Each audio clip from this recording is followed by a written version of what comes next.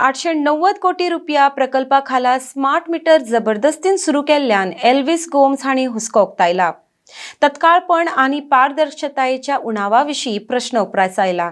उत्तर प्रदेशात smart meter बसोवपाचें काम योगी सरकारान बंद उडयलां.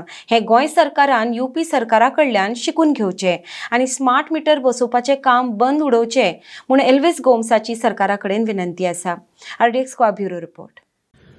स्मार्ट मिटर्स नाका म्हणप्याक एक गुड न्यूज आसा.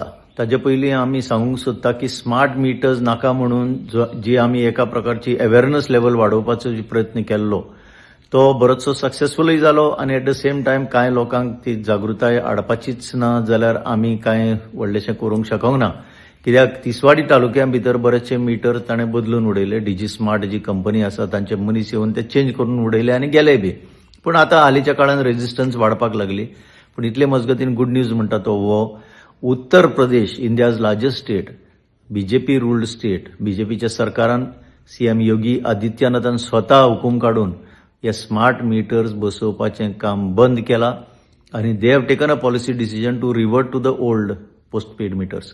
तर आतां म्हाका गोंय सरकाराक विचारपाक जाय, तुमी इतलें जाल्लें आसतना तुमी चालूच दवरतले स्मार्ट मिटर्स हांगा लोकांचेर थापपाचें काम, काय समजून घेतले तांणी कित्याक बंद केलें तें आनी ताची कारणां खूब दिल्लीं आसा.